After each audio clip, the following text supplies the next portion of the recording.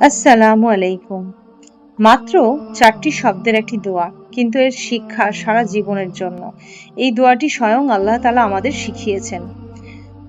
রাব্বি জিদনি ইলমা, হে আমার রব, আমার জ্ঞান বৃদ্ধি করে দিন।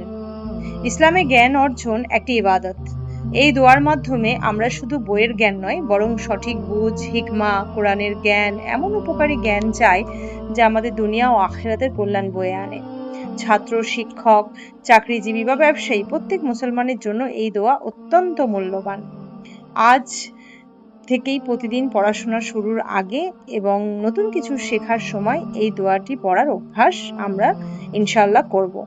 আল্লাহ তাআলা আমাদের সবাইকে উপকারী জ্ঞান দান করুন। আমিন।